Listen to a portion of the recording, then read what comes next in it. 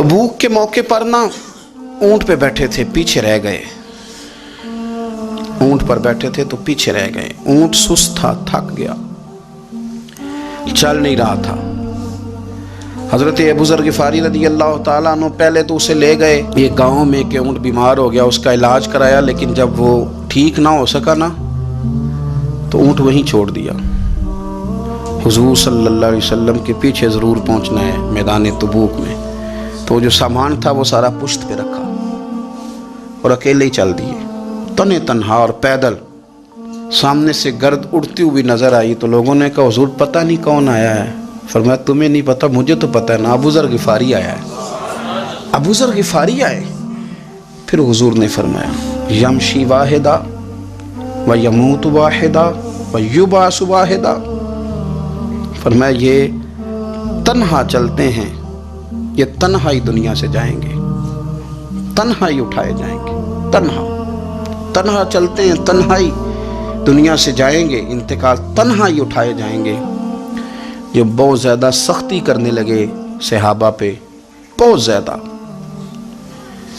تو حضرت عثمان غنی رضی اللہ تعالیٰ عنہ نے فرمایا کہ آپ اپنے مزاج کے لحاظ سے تو درست ہیں، پر جو چیز آپ طاری کرنا چاہتے ہیں جب شریعت گنجائش دیتی ہے تو آپ کیوں اتنی سختی فرماتے ہیں؟ تو فرمانے لگے ٹھیک ہے پھر مجھے ربضہ جانے کی اجازت دے دو۔ ربضہ ایک بستی تھی، جنگل تھا، وہاں کوئی آتا جاتا نہیں تھا، اسی کسے دے کچھ نہیں چلا گئے نہ کوئی ہڈا دردی۔ حضور نے کہا تھا نا یمشی واحدہ، تو اکیلا چلے گا، ربضہ چلے گیا۔ حضرت سیدنا عثمان غنی نے کہا یہ کچھ بکریاں لے جاؤ، دودھ پی لیا کرنا۔ فرمایا عثمان مجھے مال کی تو ضرورت پہلے دن سے ہی کوئی نہیں، مجھے تو رب رسول کی ضرورت ہے، ان کی کرم نوازیاں میرے ساتھ رہتی ہیں۔ تشریف لے گئے، وہاں تنہا کھجور کے خشک ٹکڑے کھاتے، عبادت کرتے، اللہ کو یاد کرتے۔ بڑے بڑے لوگوں نے آ کے کہا کہ ابو ذر آپ کی بڑی شان ہے، ہمارے ساتھ چلیں۔ فرمایا چھوڑو، کہاں منشور ہم اور کہاں ہنگامے محبت کے، ایک حجرے میں رہتے ہیں خدا کو یاد کرتے ہیں، ضرورت کوئی نہیں، جہاں ہوں نا وہاں میں ٹھیک ہوں، حاجت نہیں۔ وصال کا وقت آ گیا، دنیا سے جانے کا ٹائم آ گیا، اکیلے ہیں، بیوی ہے اور بیٹی ہے، جنگل کا علاقہ ہے، حج ہو گیا، رستے بند ہو گئے، بیمار ہو گئے۔ اپنی اہلیہ کو بلا کے کہنے لگے اب میں بچوں گا نہیں، اب جانے کا وقت آ گیا ہے۔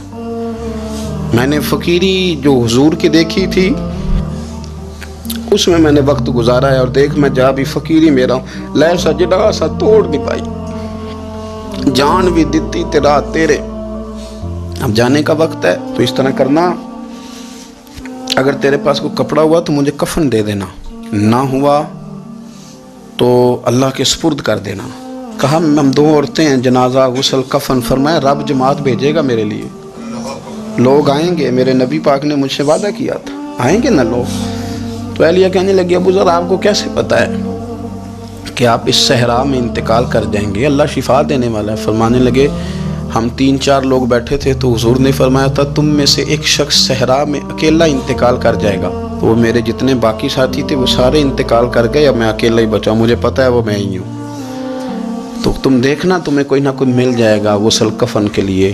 آپ کی اہلیہ کہتی ہیں کہ میں اٹھی، کبھی دوڑ کے میں باہر جاتی، سڑک پہ جا کے دیکھتی کوئی گزر رہا ہے، پھر میں آ کے کہتی حج ختم ہو گیا ہے، رستے بند ہو گئے ہیں، کون آئے گا جنگل میں؟ پھر میں آ کے ان کی تیمارداری کرتی، پھر اٹھ کے جاتی، پھر میں آ کے تیمارداری کرتی۔ اچانک میری نظر پڑی تو ایک چھوٹا سا قافلہ آ رہا تھا، اس قافلے میں چند لوگ تھے اور سب سے بڑھ کر صحابی رسول حضرت عبداللہ ابن مسعود بھی تھے۔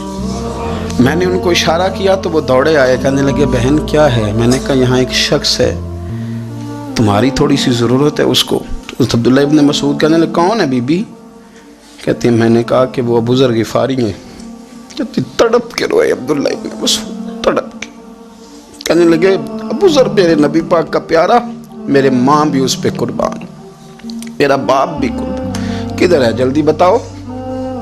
کہتی میں لے آئی، 4-5 لوگ تھے وہ، تو سیدنا ابو ذر غفاری کہنے لگے عبداللہ میرا وصال ہو جائے گا لیکن یاد رکھنا میری بیوی کے پاس کفن کے لیے کپڑا موجود نہیں، وہ لے اسے جنازہ توڑ ہی نہیں پائی، جان بھی دیتی تیرے کفن کے لیے کپڑا نہیں ہے، لیکن تم میں سے نا وہ بندہ کوئی کپڑا نہ دے جو کبھی کسی سرکاری عہدے پہ رہا ہو، وہ بندہ میرے کفن کے لیے کپڑا نہ دے کسی سرکاری عہدے پہ رہا ہو۔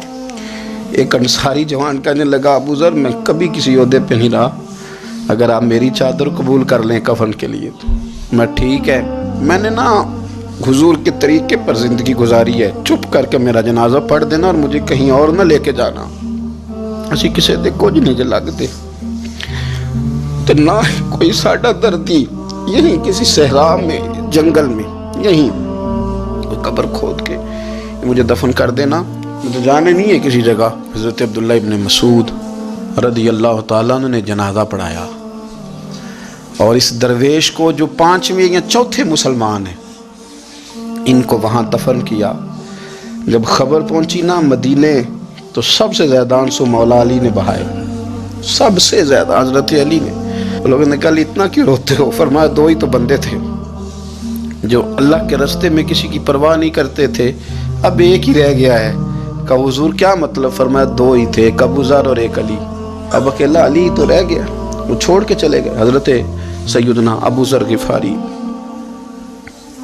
رضی اللہ تعالیٰ عنہ اس عظیم شخص کا نام ہے، سردار قبیلے سے تعلق تھا، بڑے بہادر تھے، پر حضور کو فقیری میں دیکھا تو پھر زندگی اسی فقیری میں گزار دی، اسی فقیری میں، اسی طریقے میں وفا کر کے نا اسی رنگ میں گزار دی، انہی نقشوں پہ رہے۔ اگرچہ جائز تھا، بڑے بڑے لوگ تھے، حضرت عبدالرحمن ابن عوف بڑا مال تھا، حضور نے ان کو جنتی کہا، ان کے پیچھے نماز پڑھی، سب ٹھیک تھا، پر فرماتے تھے یار میں انکار نہیں کرتا، پر میرے نبی نے فقیری کی، حضور نے ایک وقت کھایا ایک وقت بھوک کاٹی، تم کس طرح بھر بھر کے پیٹ کھاتے ہو، تم کس طرح اتنی آسانیاں دیکھتے ہو۔ حضرت ابو ذر غفاری فرماتے تھے مجھے میرے نبی پاک نے 6 باتوں کی وصیت کی تھی، اپنے بچوں کو بھی بتاتے تھے، دوستوں کو بھی، 6 باتوں کی حضور نے وصیت کی تھی۔